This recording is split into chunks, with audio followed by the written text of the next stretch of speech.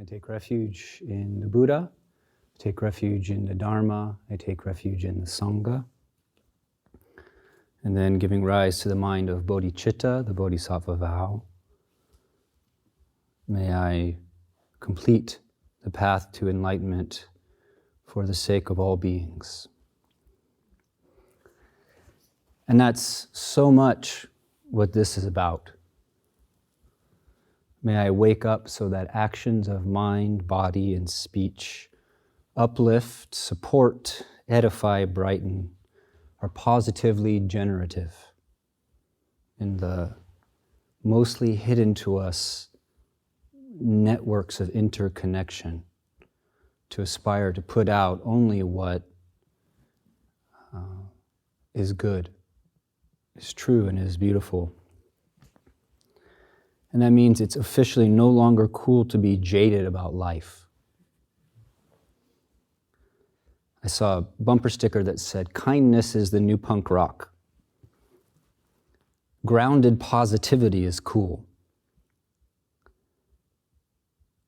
In this session, one of the things we're doing is we're opening the heart in a particular way. We're turning towards appreciating the life that we have. May I wake up so that my actions of mind, and mind is an action, mind is an action that flows into the hidden webs of interconnection. May I wake up so that actions of mind, body, and speech uplift and support and brighten and are positively generative. And this aspiration gives us much to do. It makes all the ingredients of our life into what we can cook into this. It gives a certain kind of durable meaning. We human beings are creatures that starve spiritually without meaning.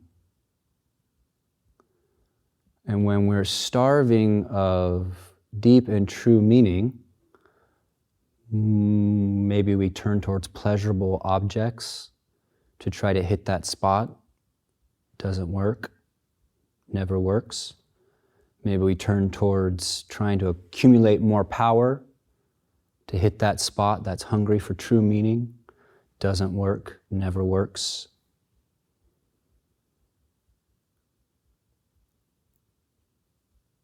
The absence of meaning feels so terrible to us that some of our fellow beings take their own lives when they feel totally disconnected from meaning. And we seek meaning in so many places: relationships, careers, arts, politics, competition. But these only partially satisfy the hunger if the meaning of being is remote. The meaning of being is remote and we live just on the horizontal plane. The hunger persists and it's seeking its thing after thing, place after place, idea after idea.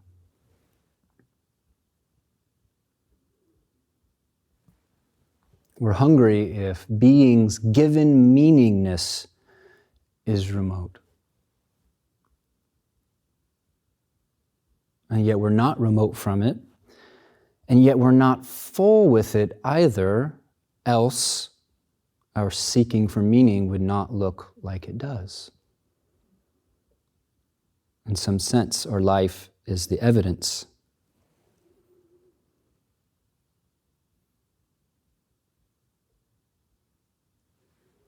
So in Sesshin, in the moment of actual practice, we are not seeking meaning or understanding or new perspective.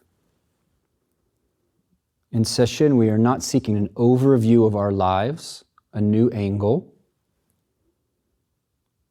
These things may pop in as byproducts of actual practice, but in actual practice, we are being's meaning-saturated moment.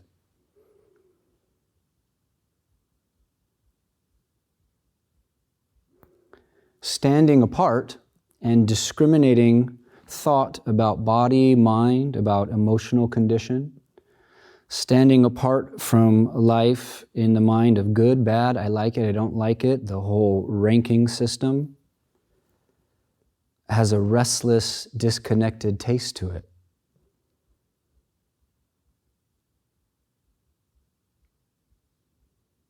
We're not doing just a better version of that in Sesshin.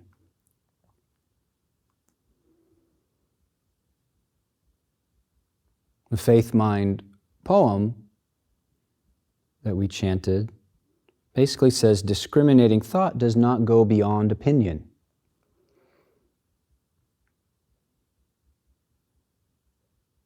And now there's a neural correlate for the discriminating mind, the prefrontal cortex, connected to the default mode network, which meaning we default to this discriminating thought mode of being, distant and alienated, disconnected from life and meaning's actual source continually. Too continually.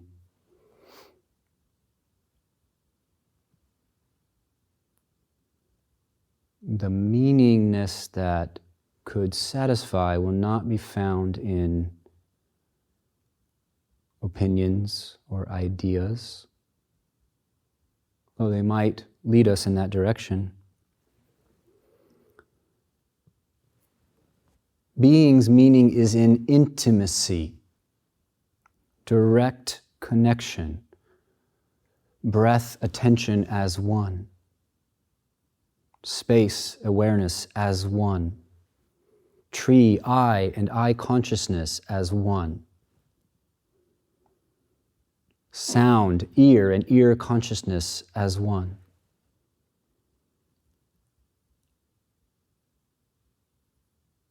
And that's the body of this moment, being's intimacy. That's the taste in our mouths, being's intimacy, direct connection.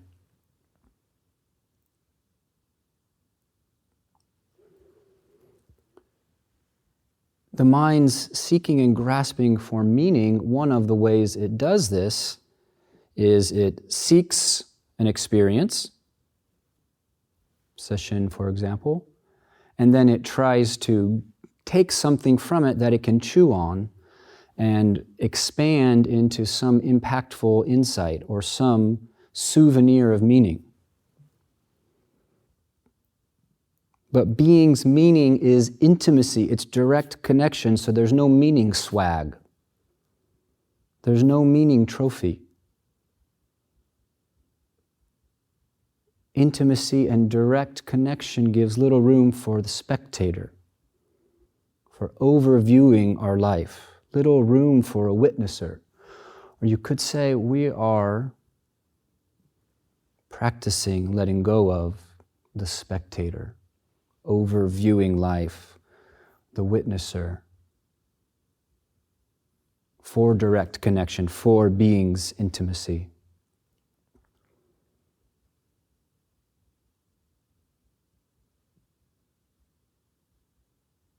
So here now is being's fulfillment. Often there's no experience that we can say, I'm on the right track. Many times when we say, I'm on the right track, it's just an echo. It's just a conception of something that's already gone.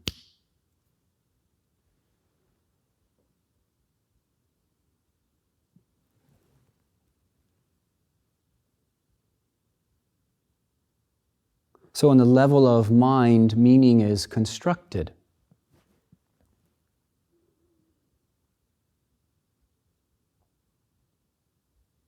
It's being made up. It's being generated. And all constructed things are deconstructing. They are withered and pushed at by the world, and so they fall down. They can't prop us up. Constructed means if you lean on it too much for happiness, sooner or later you will find yourself unhappy. You will find yourself disappointed. Constructed means there's so many moving parts that there's nowhere to rest on.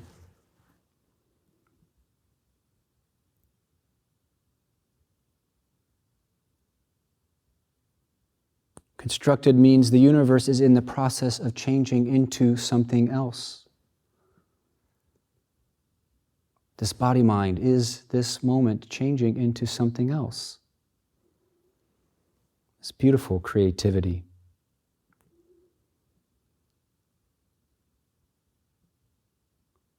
So meaning on the level of mind, which I'm proposing is much of what mind is doing, it's seeking to make meaning of experience. Meaning on the level of mind is mind telling itself stories about the why, the what, and the how of what arises. And that would be fine, except the storytelling mind can't keep up with the light speed, creativity, inconceivable shifting of this moment. As soon as you say this moment, you're no longer talking about it.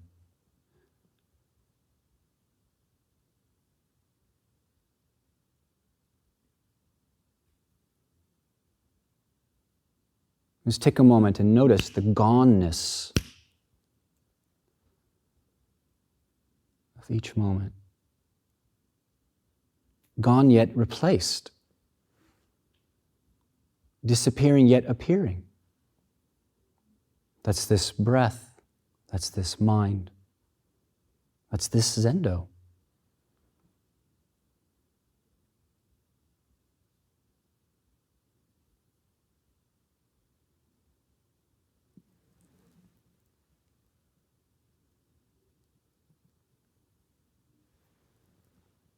So we encourage ourselves to let go of the storytelling mind, the meaning-making mind, because it always lags. The mind of thought is not with it. It can never be with it. It's always talking about ghosts.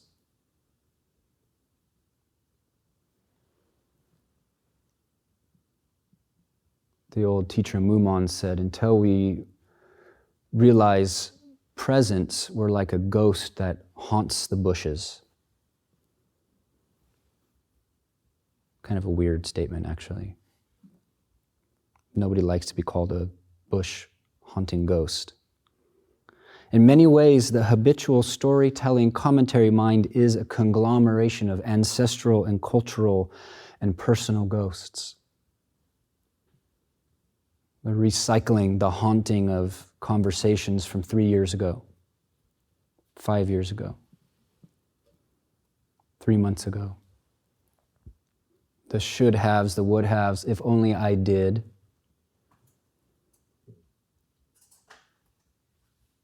For younger people, we tend to be haunted by the future, if only I will do.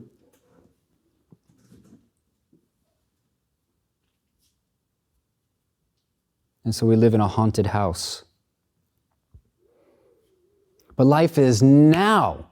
It is right now.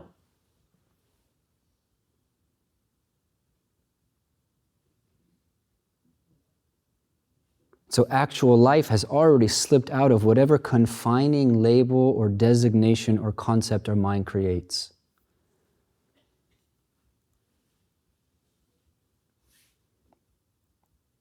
Actual life is like a drawing made on water. That's the freedom that we sit in.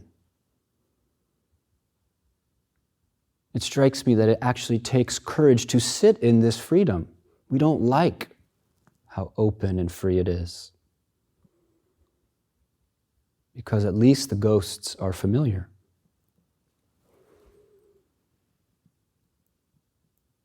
The poet Jim Harrison and I had correspondence when I was a younger monastic here.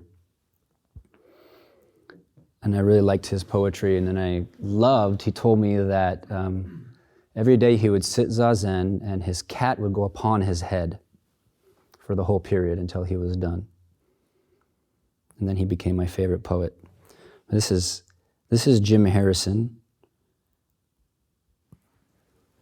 I can freely tie myself up without a rope. I can freely tie myself up without a rope. This talent is in the realm of anti-magic, and many people have it. On a dawn walk, despite the creek, the birds, and the forest, I have to get through the used part, the murky fluid of rehearsals and resentments. But then they drain away, and I'm finally where I already am, smack dab in the middle of each step, the air you can taste. The evening primrose that, startled by my visit, doesn't turn away.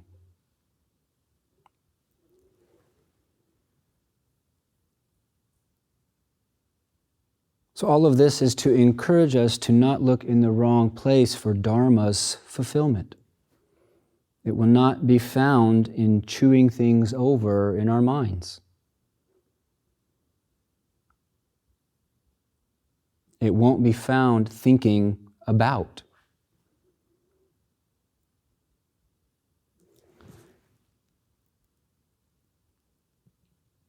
We take an attitude towards our mind stream, or we can take an attitude towards our mind stream, and there's an attitude that is a blessing.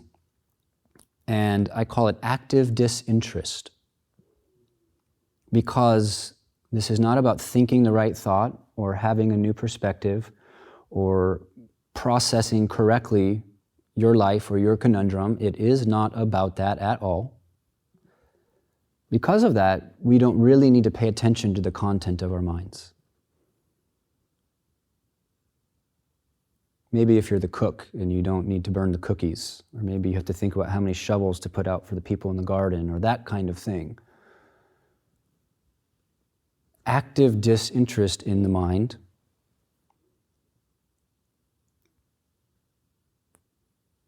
and you could try this right now. Just behold your mind stream.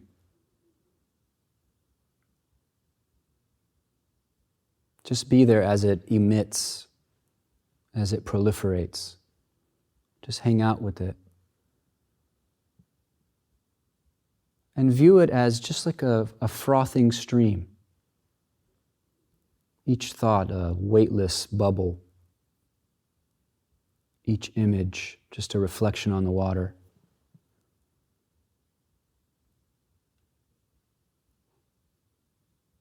Just watch words cascade from the source. Just watch images arise and pass, empty, actually not significant.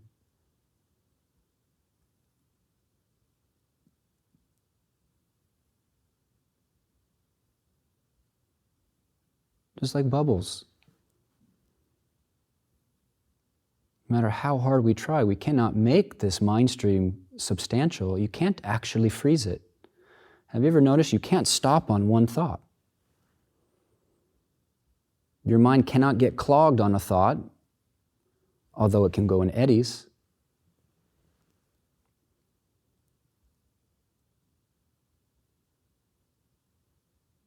The content of the mind, as far as deep spirituality, not important. Bubbles.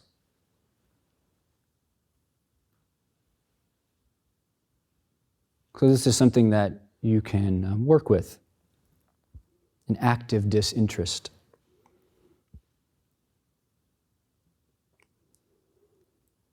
We taste essential meaning. We taste heart meaning. Meaning that we might not be able to explain to others, actually, as we ungrasp from commentary mind's meaning.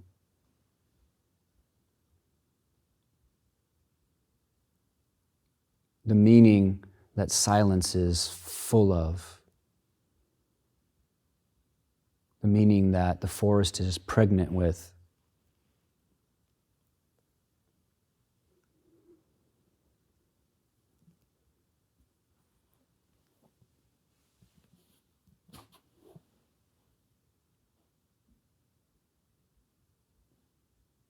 all of the rituals of Sesshin, it is designed to help us do this, to help us release ordinary meaning making so we can sink into something more fertile.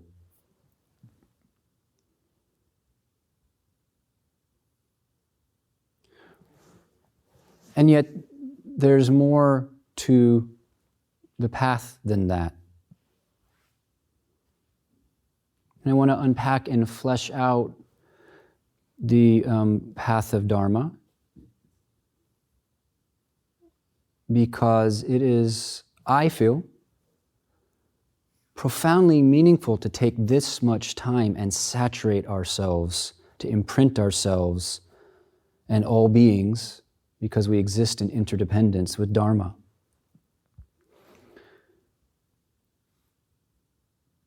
Dharma training has traditionally been broken down into 3 categories, expressed in different ways with different emphases depending on the tradition.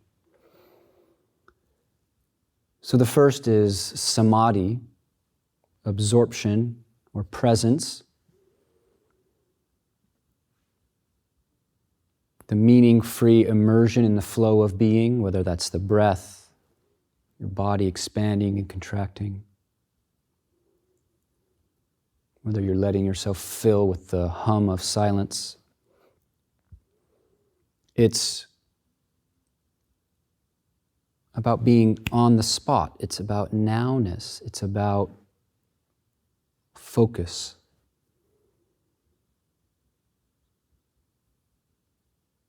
And sometimes there's an idea that this is enough, but it's not enough according to the Buddhas.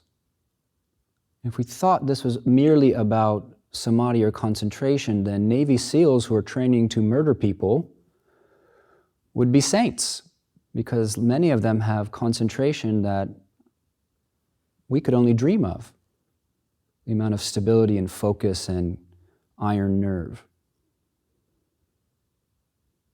But that intensity of focus is not the whole of the path.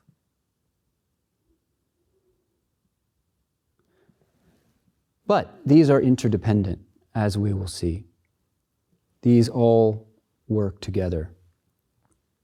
And if there's any merit in talking about this, always a good question regarding Zen practice, if there's any merit in talking about it, it might help me go, oh, I'm getting kind of one-sided about practice. I'm not really applying the whole gestalt here.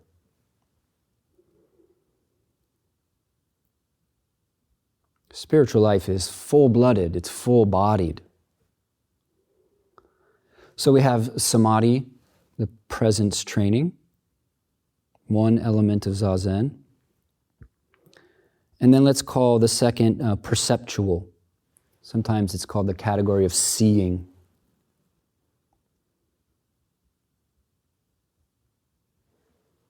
For Sesshin, what is useful as far as this, maybe 2 things.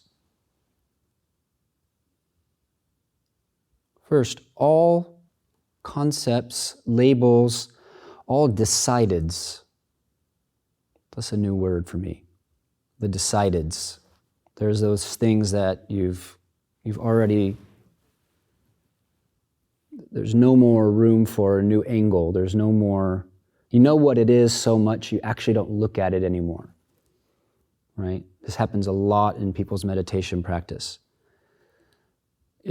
We believe it's so familiar, or we have a false familiarity that we don't actually look at it anymore. It's not actually intimate. It's like the friend that you're sure you've heard all their stories, so they're talking and you're daydreaming while they talk because you feel like, well, there's nothing new here. The decideds. All concepts, labels, and decideds are limiting because they are not direct connection. So as a training, we hold lightly our supposed to be's, our conclusions, our decideds, our labels, even the label grief. even the label anger, especially the label me and I. We're holding those lightly or not holding them at all. The tricky thing about decideds is we often don't know we've done so.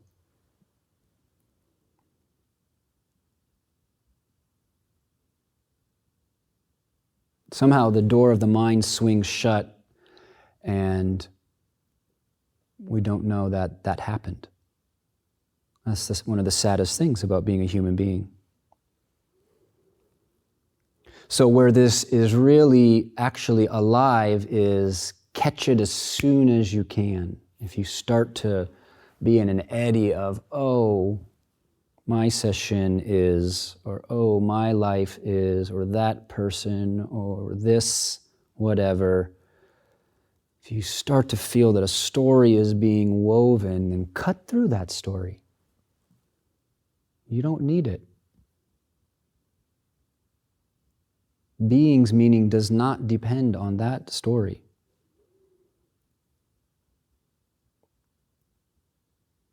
So sometimes we call this unknowing.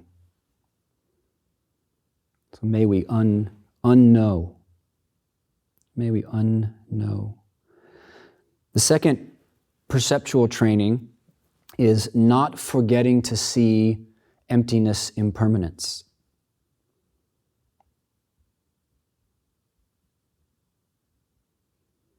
In the traditional awakening teachings, we are described as people who don't see what's actually before their eyes. Another amazing thing about being a human being, that's true, that we cannot see exactly what's in front of us. We cannot experience the actual experience we're having. Illusion is kind of amazing.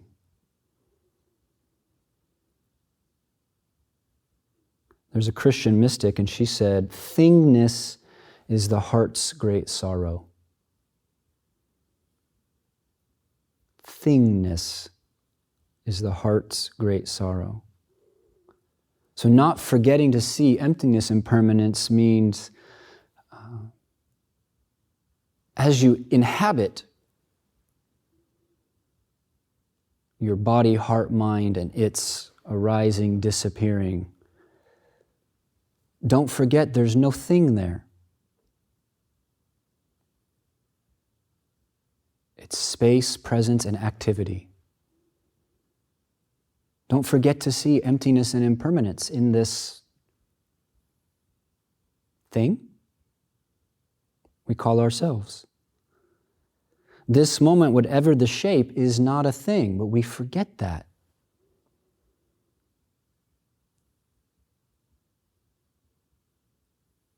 Not forgetting to see that breath and attention are one flow. Not forgetting to see that space and awareness are one flow. Tree, eye, and eye consciousness are one flow. Bird chirp, ear, and ear consciousness are one flow.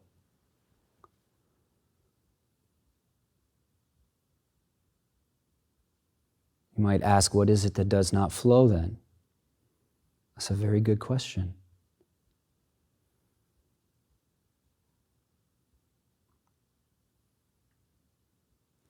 So we are training in, and the teachings, if you listen to the chants with an ear for these things, you'll hear them there. Unknow, don't decide, don't forget to see emptiness, impermanence. Reality constantly flows.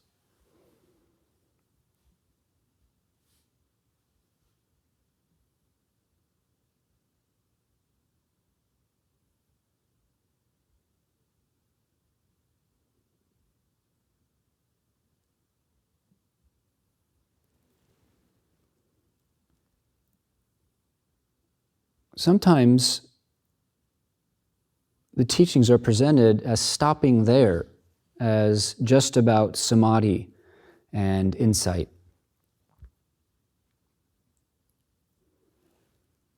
But Dharma practice is brittle and probably not even effective if it doesn't have the aspect of training our attitude. We are consciously deciding to change our heart stance. Much of whether we experience ourselves as free or not free has to do with our attitude towards what's flowing through. And perhaps like me, you long for a change of heart. You want to feel differently about your life. You don't just want to have a clear mind, because you might have a clear mind to the life that you feel is shit. But the feeling that it's shit is the place that we need to work. Because that attitude, that heart stance has been enthroned. And so we long for a change of heart. It's very different than looking out at one's life and saying the configuration is wrong, the configuration is wrong. Let me change the configuration.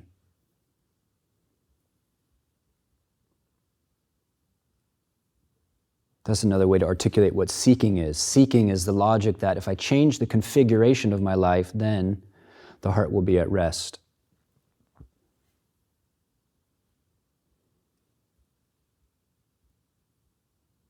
Sometimes we should change the configuration of our lives, but many times it's our attitude towards this configuration. Attitude is interesting. Attitude can be like having body odor so long that you no longer smell it, but others do. Have you ever had someone come over to your house after they did a workout and they forgot they didn't shower and therefore they forgot that they actually smelled bad? You might not realize you have body odor until you peel off the clothing that is stuck to you, and then you go, oh, I've been ripe. The Dharma is kind of like this. In spiritual communities, there are people who come and 3 months, 6 months, a year later, they realize that they are largely angry people or passive people or whatever the habit is, but everyone else could see that all along. But for us, we have to peel the clothes off until we can go, oh, I was wearing this the whole time. Or it's like living in a lake your whole life so you don't know it. But others outside of the lake can look in and see that you're swimming in it. Well, we don't know that we're wet.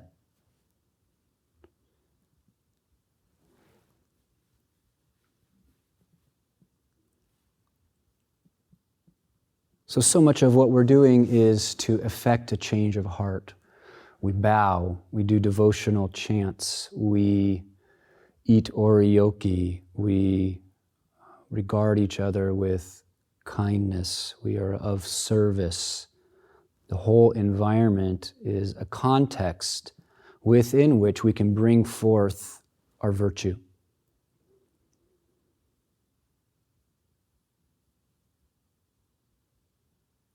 Virtue is interesting.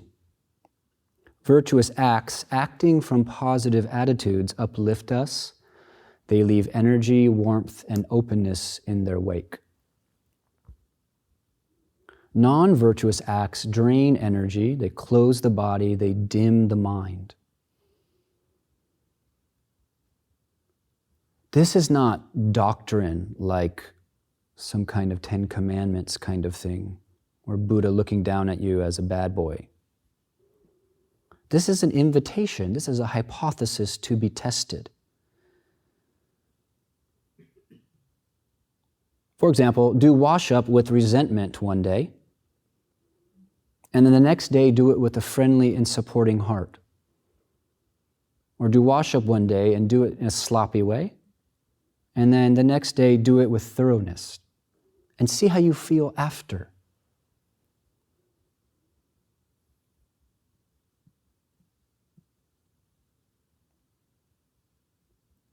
Now, this training in attitude is actually not about being like shiny, bright, happy person.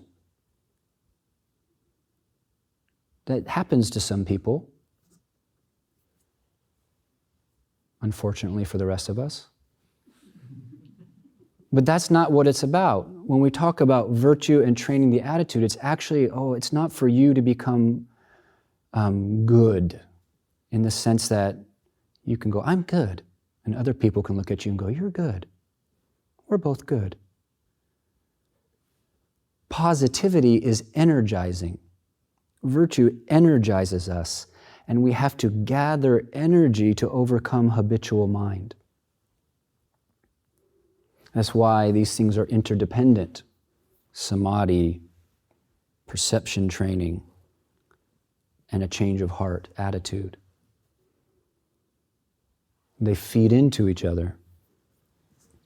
Bitterness towards life is a dirty fuel.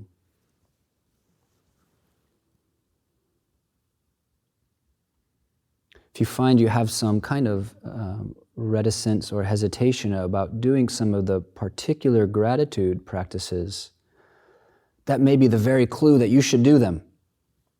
It took me a long time to learn that. So often the practices that I resist are actually the best medicine. And the ones that I love to do are actually just supporting my delusions. Not always.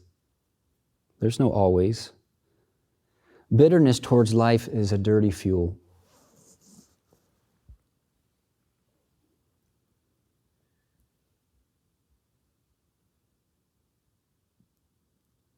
And changing attitudes is often very hard work. Anyone who offers an easy and struggle-free spiritual life is really just a servant of capitalism, trying to sell you their weekend workshop.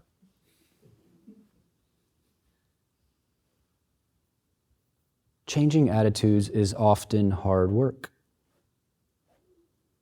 But even the aspiration to do so is positive and is energizing. When we really turn towards it, when we make a clear intent to do so, you might find that the energy follows the intention.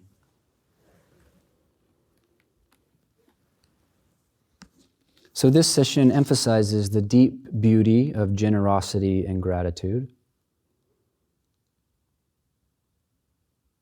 I'm going to read some of Dogen Zenji's very nuanced appreciation of generosity.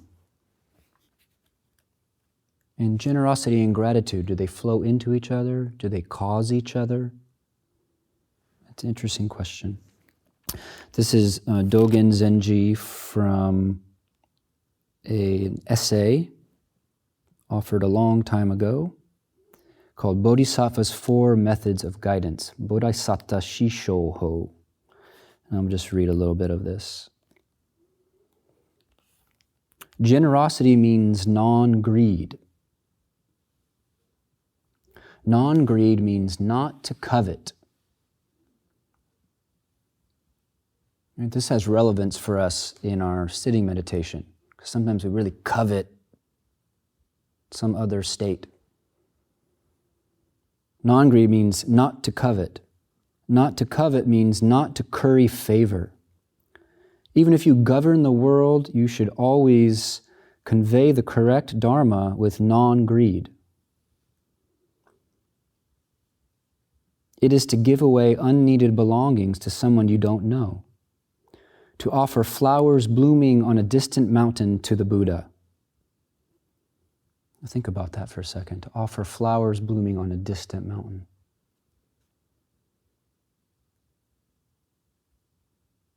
The very intention, the very spirit, even turning the mind towards generosity, is virtue.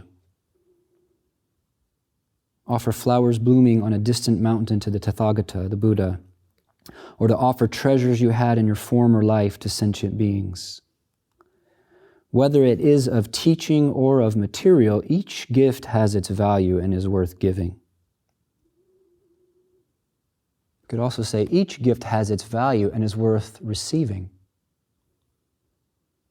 To be someone who's willing to receive allows there to be someone who is willing to give, and that interdependence is one whole.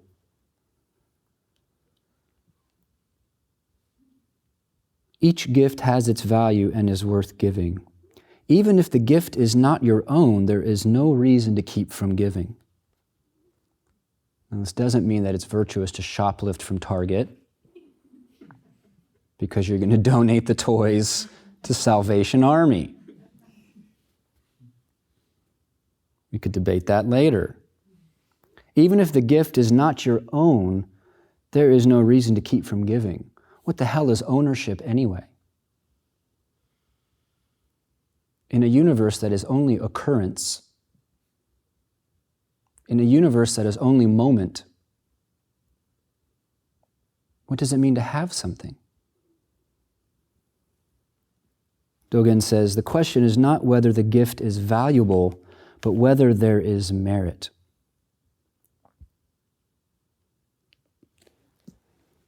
It's the thought that counts. It's the thought that counts.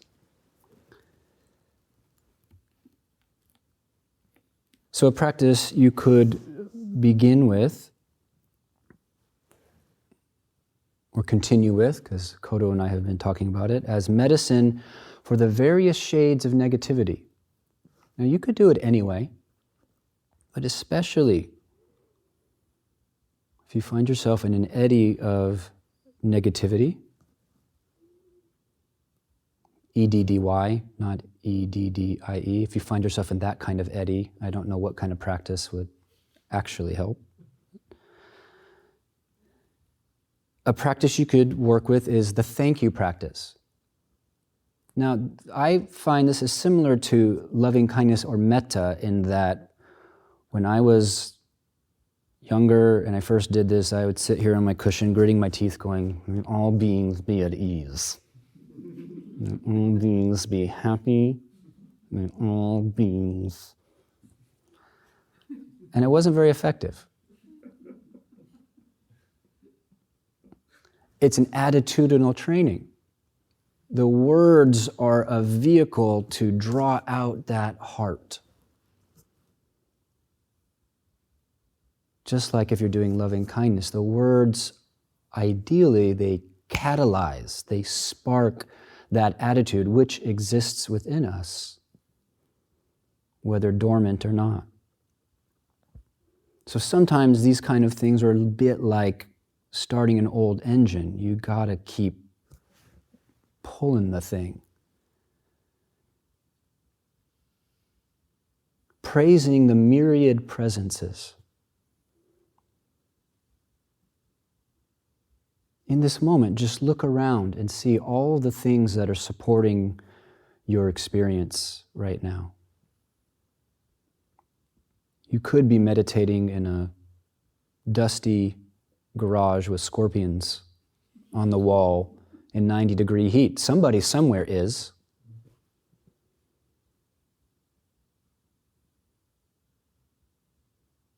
And praising the myriad presences. Thank you, light. Thank you, bamboo floor. Thank you, Sangha.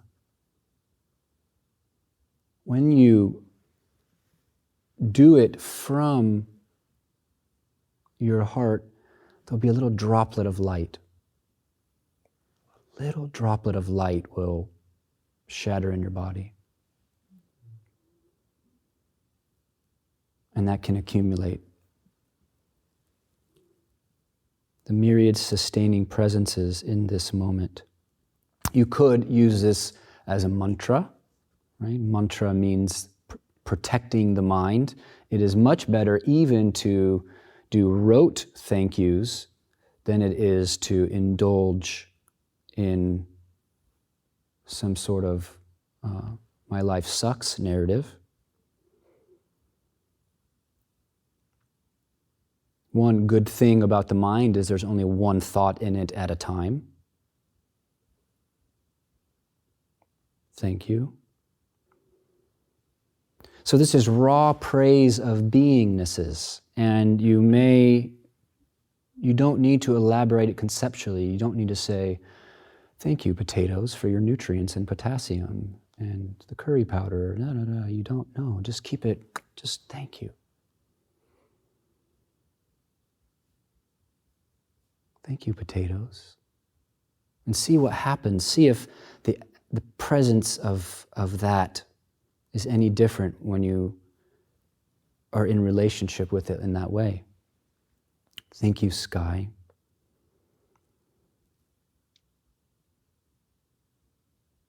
Again, you may have to stick with this. Sometimes we have to pry open our hearts like a door that's been stuck for way too long. And it might not happen just by sitting there and concentrating. We need help to pry that heart door open. And so you can do this and then return to direct connection.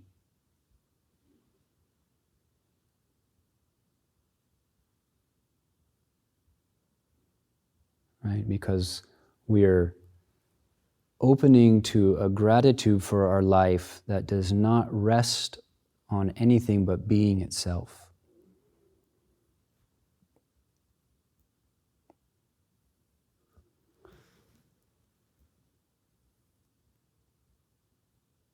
A good way to spend the breaks is not sitting with a cup of tea thinking about how your life is bad.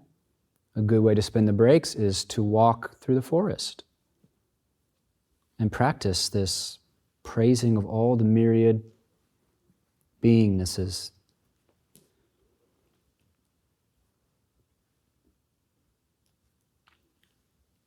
So may we wake up. May we wake up so that actions of mind, body, and speech uplift, edify, brighten, and are positively generative. During Sesshin, we do this in silence. We practice secret virtue. An old tradition in old Japanese monasteries is that you go out of your way and do something for somebody, but you don't brag about it. You don't tell anybody what you did, because that spoils it. You just do it. And I'm not suggesting that anybody get busy. Don't create gifts for people. Don't busy yourself. But consider the low-hanging fruits of gratitude and generosity that present themselves throughout the day.